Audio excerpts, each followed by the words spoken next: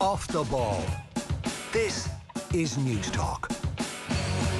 Yeah, welcome back. It is Richie McCormack here with you tonight on the show. 2.5 minutes played in Bergamo, and it is still Atalanta 0, Manchester United 0. We'll keep you updated on that and the other live action, of course, in the Champions League tonight. As I mentioned, Caelan Cassidy missing out on a medal in the World Elite Boxing Championships, and there is one game in the SSE Electricity Premier Division tonight as well. Waterford, as they enter the closing minute at the RSC, are leading Derry City by 2-1. Now, this time last night at the Woodstock Hotel in Clare, Clare clubs unanimously voted in favour of a 5-year strategic plan for GAA in the county, thus ending, it would seem, a pretty fractious time in the land of Clare and in the surrounds of its GAA machinations. And to join us on the line and to speak through what's gone on essentially over the past year and how we ended up last night at the Woodstock Hotel, I'm delighted to say Denis Walsh of the Sunday Times joins us, and also Jamesie O'Connor as well, Clare hurling legend.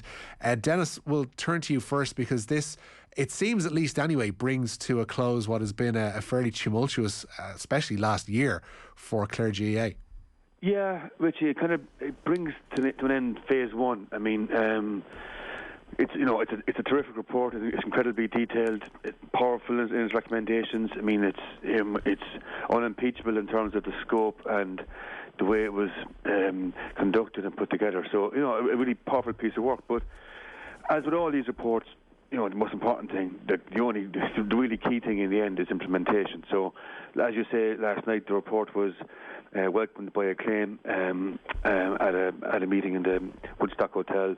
The clubs embraced it, and certainly there was a great energy in the room, just kind of talking to people who were there, and a great feeling of renewal. That this document gave Clare County Board and Clare GAA in general, a blueprint to drive on into the future and to make the kind of changes that are needed to make Clare a more dynamic force in the GAA nationally and so on.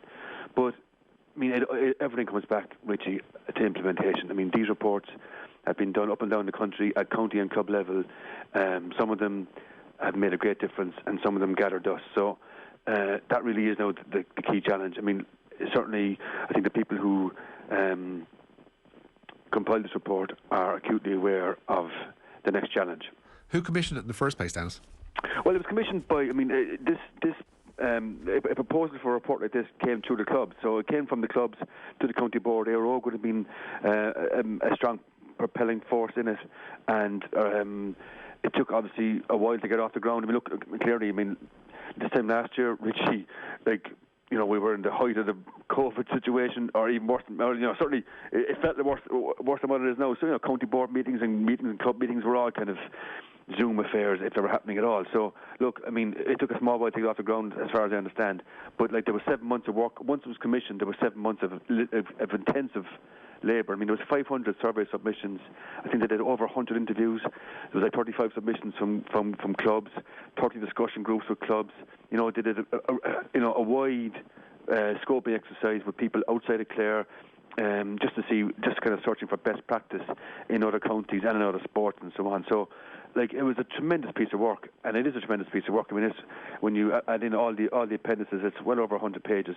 So, look, that's the other challenge too, Richie, with a document of this scale, is to make sure that the messages aren't lost, because there's so much detail, there's so many things to get across, that there's a real communications piece to this. And from what I gather, that was certainly nailed at that meeting last night. There was an excellent presentation, and the clubs would have had a chance to read the report before they came to the presentation last night. And so I think there's nobody involved in Clare GAA who's serious about Clare GAA who's not aware of what this report is saying and where this report is pointing. Jamesy, obviously the clubs had a desire to put this strategic plan together, or at least to commission it, and last night we saw and we heard them speak very favourably towards this document and what it could mean for Clare GAA going forward. So clearly there was and is an appetite from the clubs to move the process forward and to move Clare GAA as a whole forward, but it is going to be a long old process.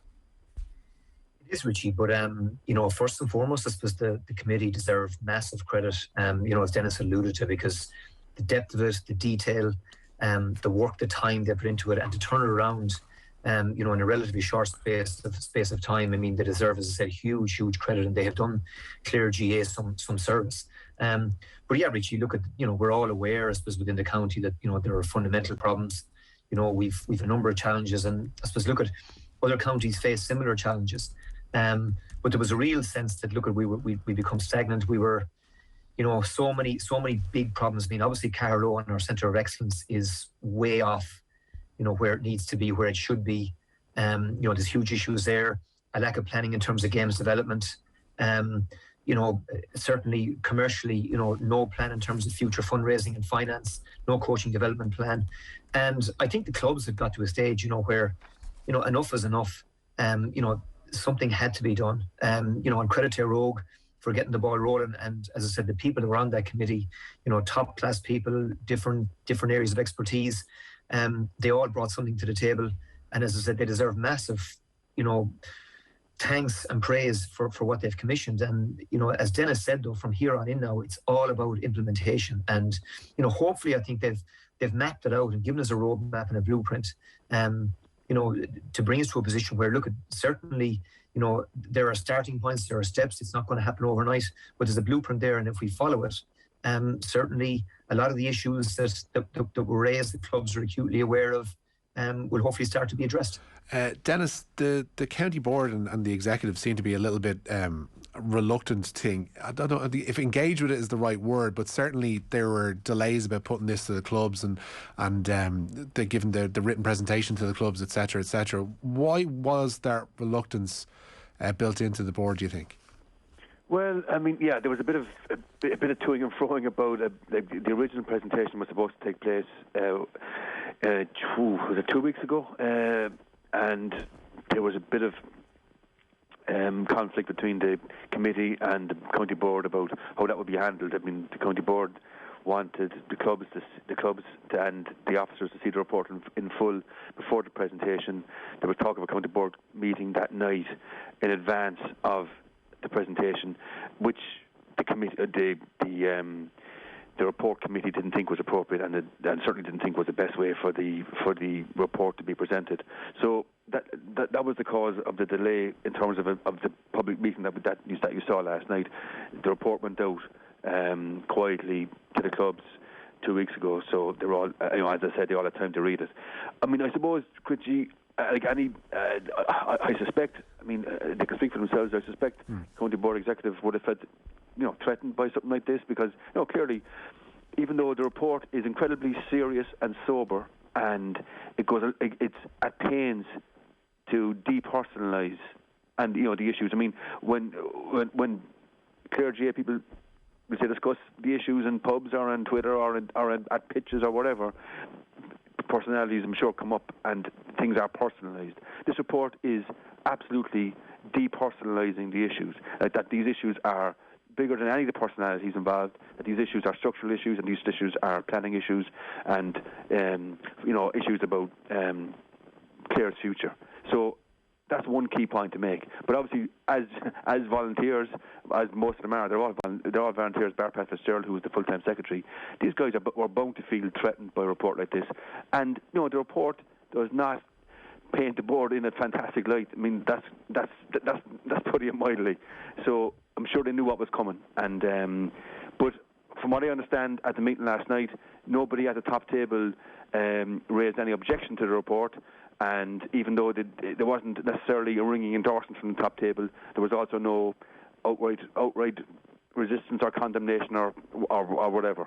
Because this is going to change how the top table essentially looks going forward. When you have like a chief operating officer, you're going to turn Clare GAA into a more business-like operation, like we've seen in other counties, like we've seen Cork head towards in the past couple of years and months, and like we've seen Dublin obviously move towards in the past while as well, and they've reaped the benefits of that.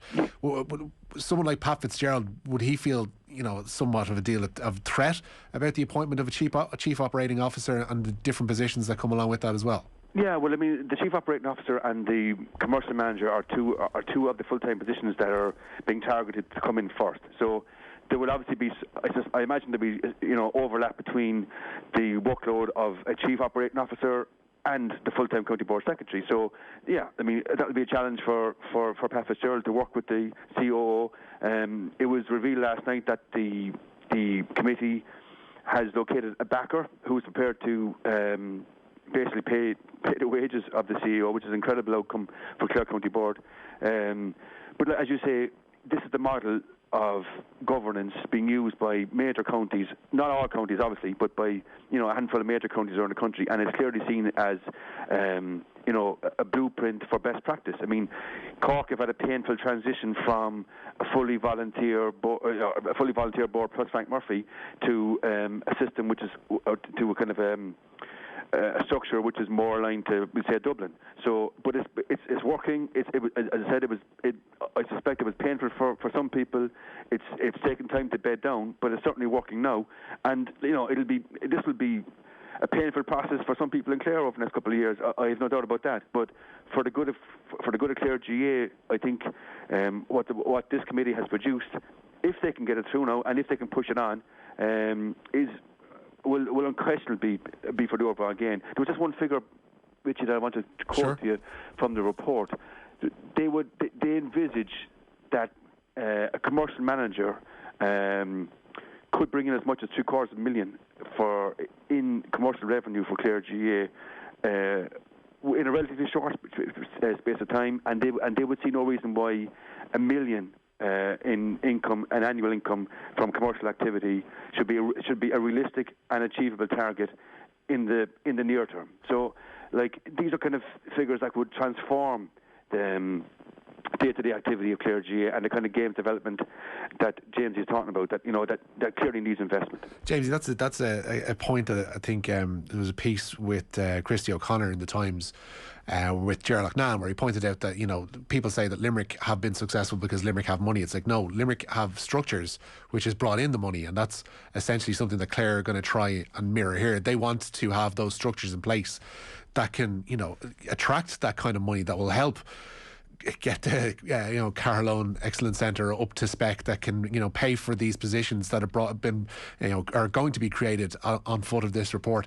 And it has to be put across to people now that it might be a bit of an expense initially, but the long-term gain that is to be had from putting in a commercial manager, etc., is massive for not only Clare, but there are other counties that will be looking on a similar situation like this that will look at this as something to be implemented.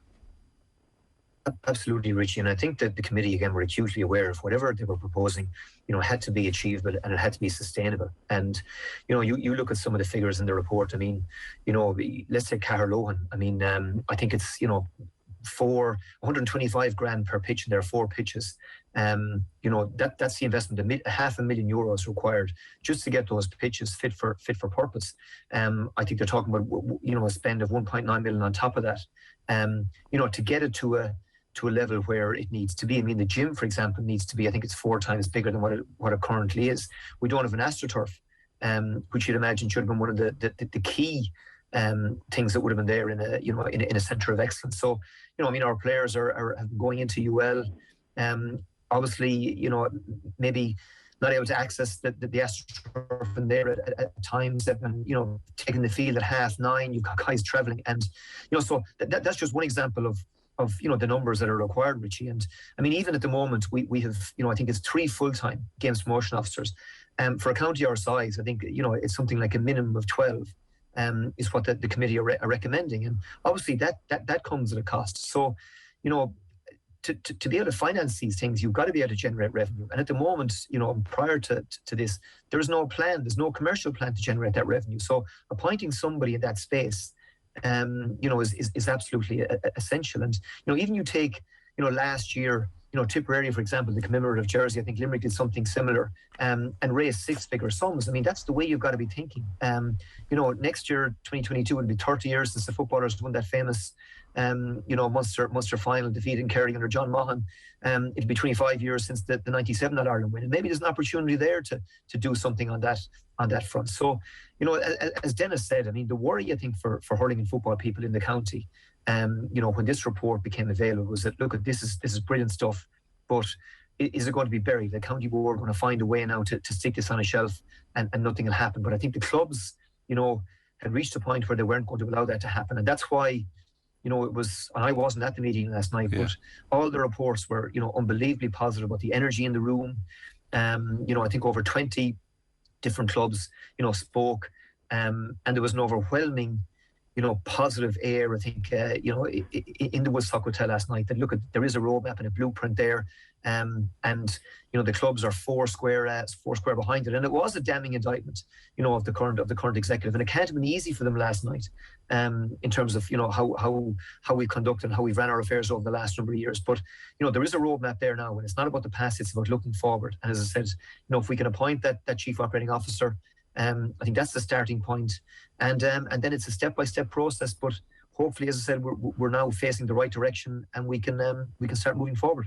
On the central crux of this strategic plan is obviously to look forward and to build for the future, etc. But within that, you do have to look back and you have to question how certain things were arrived upon. And one of those, clearly, as we've alluded to a couple of times already, is the Centre of Excellence at Caherlone. The money that's already gone into it, and the fact that it's been open 6 years now, I think it is 2015 when it eventually was open. How do you get to a point where you've decided to build a centre of excellence, like it's built in the name, and after 6 years it's still nowhere near what it needs to be in terms of its pitches, the fact that there's no Astro, the gym isn't big enough, it's not, these aren't little things, these are big glaring omissions and big glaring mistakes that were made with a centre of excellence. I'm just baffled as to how it happened. Is there a sense of how that happened within Clare, or is it just mistake upon mistake upon mistake, and it's kind of almost death by a thousand cuts? Yeah, I mean, Richie, I mean, you look at, what other counties have, what Kerry have, what Offaly have. I mean, I've been up at the Derry Centre of Excellence, and it's just on a different planet, compared to where ours is. And obviously there are huge question marks in terms of, the pitches, why are they in the condition they're in? Was it that the job wasn't done initially? There has to be some level of accountability. Somebody has to be responsible somewhere. And, that's obviously a question that hurling and football people, I think, in the county are asking. But, you can rehash the past and why this happened and why that happened. I mean, the key, Richie, now is that we have, a brilliant, I mean, I didn't read all the report, but I read the section on Caherlone, and, there's real recommendations there in terms of what needs to be done to get the pitches right. There's a proposal there to turn the existing gym, dressing rooms, etc., into, the Clare GAA headquarters, the offices out there, build a new gym, dressing rooms, physio rooms, etc., in a better place, more adjacent to the pitches. It just all makes sense. It's all really well thought out, and hopefully achievable and implementable, but not without, as I said, a cost, and not without finance being raised. So clearly, obviously, the appointment of the COO and the commercial manager is vital, which if we're going to fix it. But I think there's a real drive and desire within the county, to get behind the committee, get behind the report, get behind the people that are going to fill these roles, and move the thing forward. And as I said, hopefully, and if it takes 2, 3, 4 or 5 years, hopefully at some point down the road we'll have what Kerry have. We'll have what most of the northern counties have. We'll have what they have in Offaly. We'll have something to be proud of. Certainly, Denis, the chief operating officer in the role of it, and the fact that it was mentioned last night that funding has been secured essentially for 3 years to fund this role. Sure. From an outside source.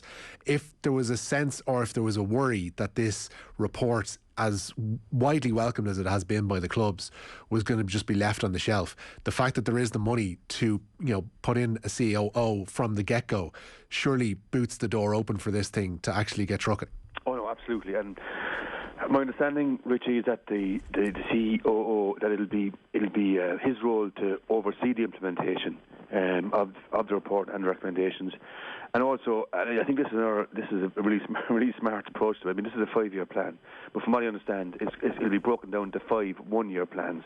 So over the next few weeks, before convention in December, it'll be agreed what are the short-term targets for next year. What can we achieve? What can Clare achieve next year from this report that will show verifiable progress? So there's obviously there's always low-hanging fruit, and obviously easy gains maybe at the start, but that's important too, because a report like this, people need to see that it's working and they need to see that it's making a difference. So if there is a CEO, not if, I think, as you say, I think it's a done deal that there will be COO. It'll be advertised shortly, I suspect, especially with the money in place for a decent salary. So with a COO in place, whose role is to make sure that this report is implemented with 5 one-year plans, with achievable short-term targets, the thing I think will get momentum and get impetus, and the kind of change and reform, and it is quite radical in parts that Clare needs and that the clubs I think now are embracing, will make a huge difference. Jamesy, any interest in the COO role? I'm certainly not the man, Richie, to fill that position. Absolutely, but listen, look, I've no doubt that there are capable people out there, that would genuinely be interested in this position, because coming from where we're coming from, I mean, I think like real progress can be made. And as I said, the blueprint is there. And as Denis said, like the committee have put huge thought into this, that it had to be, as I said, implementable, and it had to be sustainable. So, the point that Denis made about it being 5 one-year plans, with targets. And I think, with some of the board delegates that have been, making their opinions known over the years, good people that only have, the interests of Clare GAA and what's best for Clare going forward at heart. Those people were making the point last night that they'll be at convention with their notebooks, checking off to see what's supposed to be done, has it been done. And, as I said, I think all this is achievable. It's going to take time. It's Rome wasn't built in a day, and this is going to take 5 years and maybe longer. But as I said, I think once the money is there to pay that position, it was a huge, I think, boost last night. When Owen Conroy, who's from my own club, was able to confirm that a backer has been secured to pay the salary of that person, whoever it may be, for the next 3 years.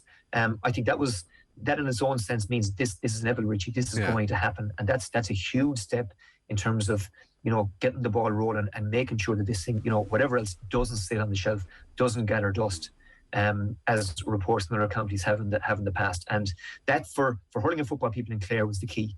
We knew the report was going to be first class. The worry was about implementation, and I think Clare people are feeling that, listen, a lot of those concerns were allayed last night, and massive credit to the committee for making sure that was the case. Hurling obviously gets the majority of the attention in terms of Clare GAA, but hurling and football, we should note, are going to be equally served by this thing. Absolutely, and listen, my wife has been on Club Clare. She's an accountant by profession. Brian Lohan asked her to come on board. Colin Collins with the footballers has a fundraising team as well. And I think people would have been shocked at some of the things that Brian Lohan and maybe Colin Collins, headaches they've had to worry about money and resources, and just trying to provide for the players. What we'd imagine probably is you take for granted is the case in other counties. And certainly I'd imagine that Brian and Colin had headaches last year that John Kiley or Brian Cody or whoever, Desi in Dublin didn't have to worry about, and all they want is what's best for the players. So absolutely, hurling and football, we're all in this together, and the way it's heading with Camogie and ladies football, it's you'd imagine it's going to be one organisation and one club going forward. So even in terms of Carlow and just looking at that side of things, this. We 4 pitches. We need 5, 6, 7, 8 pitches out there. If we're to cater for Camogie and potentially ladies football as well going forward. So, as I said, I a lot of my fears were allayed last night, and it was huge, a huge boost for everybody who cares about Clare.